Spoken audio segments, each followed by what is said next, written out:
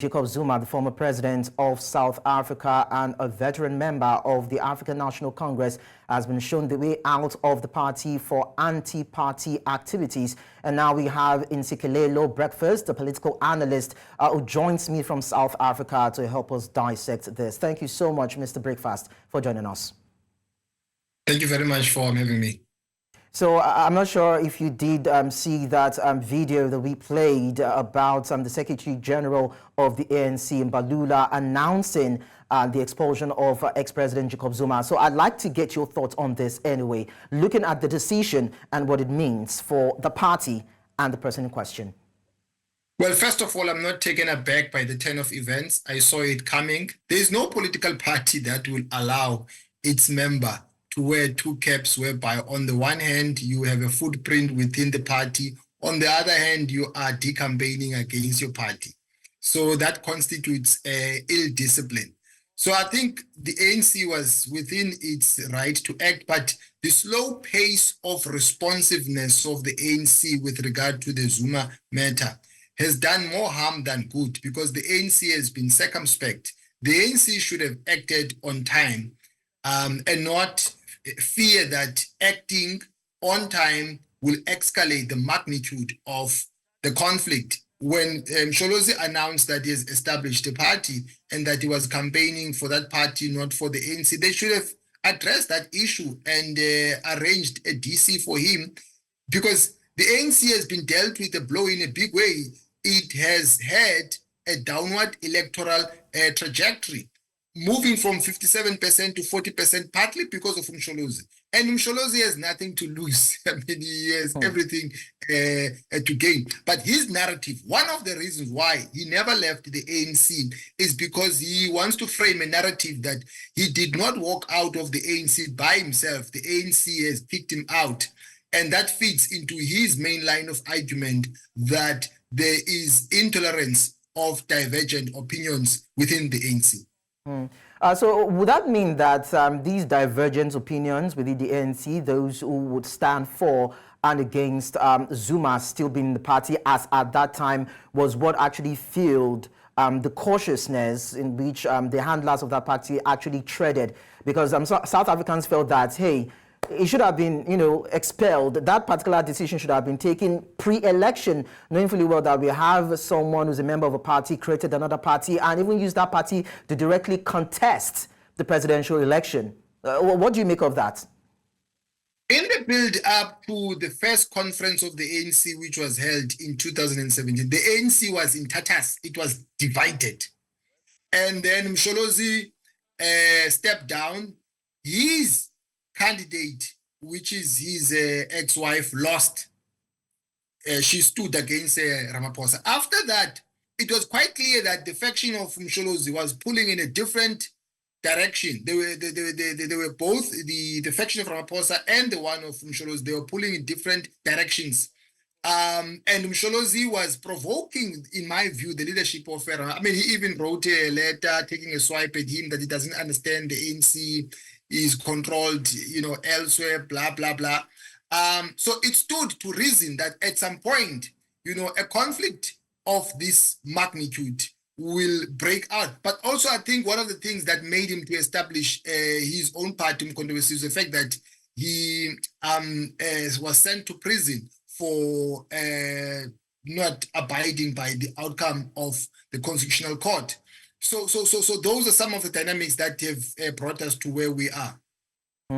Okay, so of course, as we've been able to establish the fact that, and of course, School of Thought have also talked about that the continued presence of Zuma in the ANC was actually growing toxic at some point, and the party leadership had to take a position. But now let's look at how ANC has gone around dealing with the issue of corruption in its party. We had the issue with Jacob Zuma, the issue of allegations leveled against him when it comes to the issue of corruption. And we also had the same issue with Cyril Ramaphosa.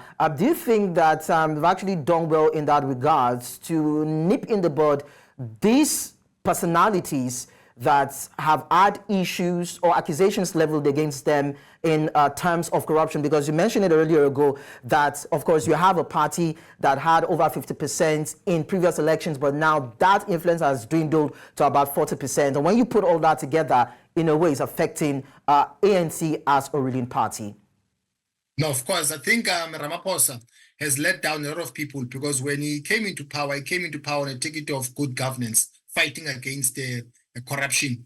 And there was a commission that was instituted. It was just before Msholozi. I think while he was still the president, but the president of the ANC was Ramaphosa. Msholozi established a commission called the Zondo Commission to uncover the truth about what had happened, covering the period of 2016 until I think 2018 or 19. But the issue is that the findings of that commission were not implemented, because they also implicated some of the loyalists of Ramaphosa. The ANC adopted what they call the step-aside principle to renew itself and to address the issue of corruption. But they've addressed the issue of corruption in theory, not in practice. Not long ago, a person who was charged with corruption was sworn in as a member of parliament. I mean, are they for real? So they were showing a middle finger to the voters. So I think the arrogance of power of the ANC has caught up with them in a big way. They've not drawn any lesson from their poor electoral performance. I don't think that, to answer your question, the Ramaphosa faction, they've not addressed the issue of corruption in good faith. They've only dealt with people who don't belong to their faction, purporting as if they are addressing the elephant in the room, namely corruption. So basically, we're talking about a party that is tainted with allegations of corruption and a party that is factionalized. And that would mean that whether or not Zuma is shown out of the party, it would not contribute to the healing process of the ANC. Is that the situation now? No, I think you've hit the nail on the head. Dismissing Zuma will not address the poor performance of the ANC in the polls. I think 2 years from now, we are going to participate in other elections at local government level. I can bet my bottom dollar the ANC will not bounce back. In fact, they will perform poorly again, because the elephant in the room has not been addressed, which is the issue of corruption. People are sick and tired of corruption in this country, and they can see that the ANC is turning a blind eye to corruption when certain people are being accused of it. Even the president, unfortunately, I mean, he was also accused of pala, and at that time, I don't want to say thank goodness to him, but you know, the ANC had a majority in parliament, so they were able to bulldoze parliamentary proceedings. That issue can come up again later on. But the ANC has been a bad example in terms of addressing the issue of corruption. But that showcases the fact that the political longevity of liberation movements tends to be affected by institutionalization of corruption. No wonder the ANC has been dealt with the blow in a big way. All right, thank you so much, Ntsikelelo. Let's now talk to Sysman Motloung, who is also a political analyst from South Africa. Thank you so much for joining us. For having me. So I'd like to quickly get your thoughts on this particular story. Now, Zuma being expelled from the ANC, what it means, because Ntsikelelo talked about the fact that that does not still deal with the fundamental issues of the party, a party that has enjoyed the goodwill of South Africans for decades, but now is losing influence. So when you piece it together, what does that tell you?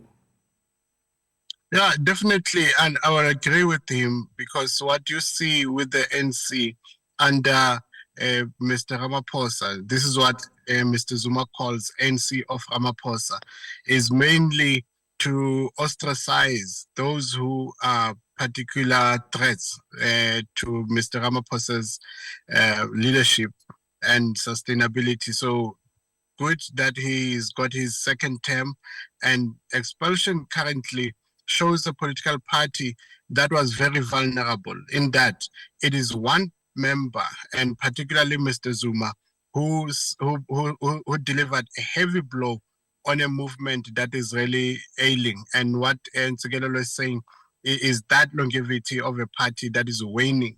So we see that, and with Mr. Zuma's formation of uMkhonto Sizwe, we see a political party that is really divided on ideological lines. So when Mr.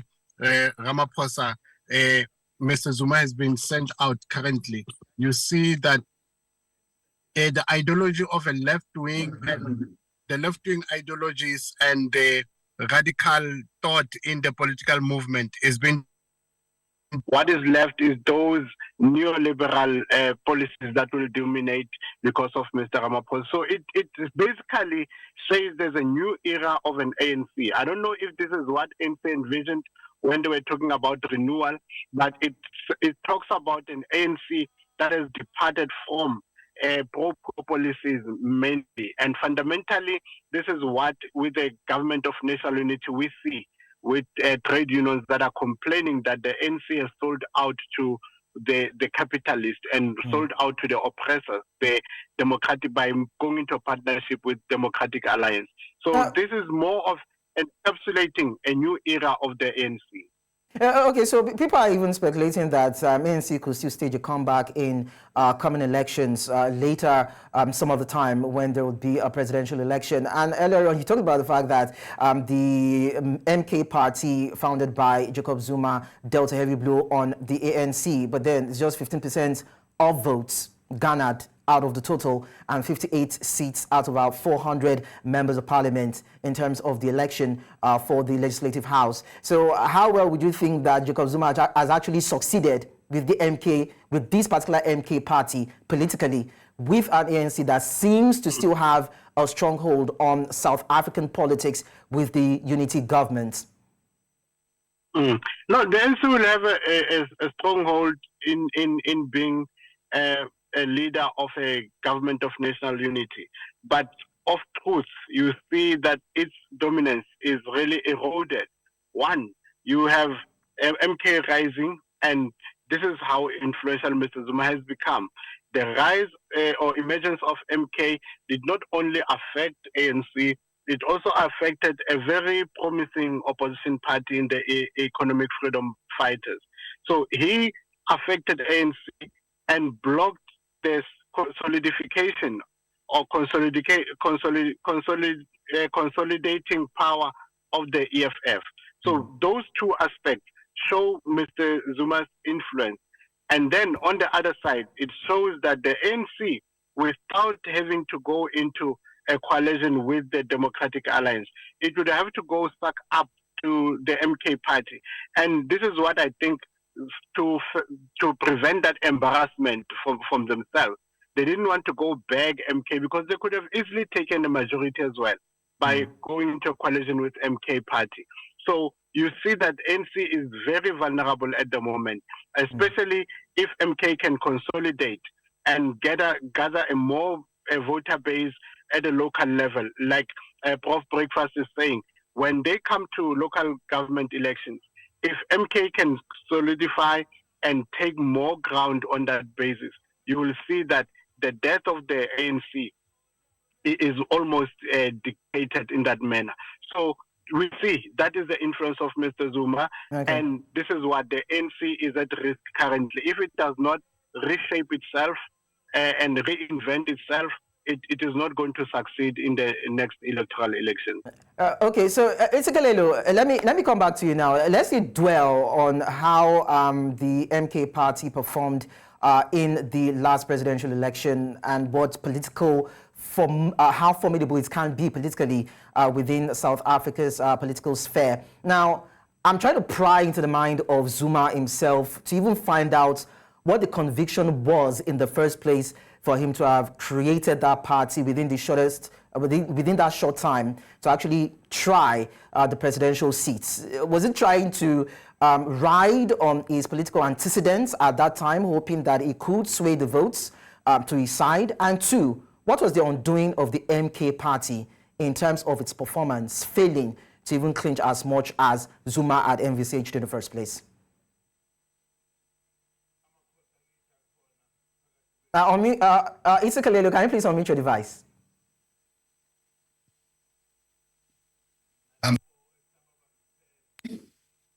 Am I audible? Yes, of course. Go ahead.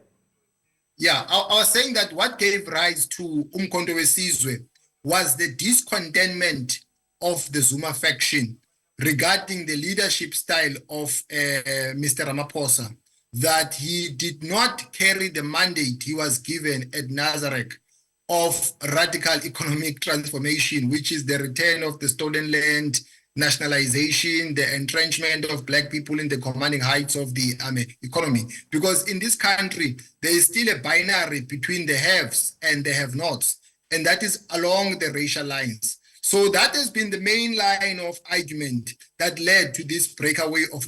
But also, I think the fact that he was not defended by his party when he went to prison, I think that also made him to be upset, in my view, and he wanted to hurt the party. And he is popular, especially in a province called KwaZulu-Natal, where he comes from, because he has a link with the grassroots. You see, the thing is, in post-colonial states, political power comes from two spaces, from two centers, namely the rural section of the population and the urban centers. And the base of the ANC has always been the rural section of the population. And Msholozi, because he's the former president of the ANC, understands the ins and outs of the ANC. That's why he has hurt them the most, because he held the position of presidency before, and he understands the gaps of the party. But the question is, now that uMkhonto Sizwe has done well,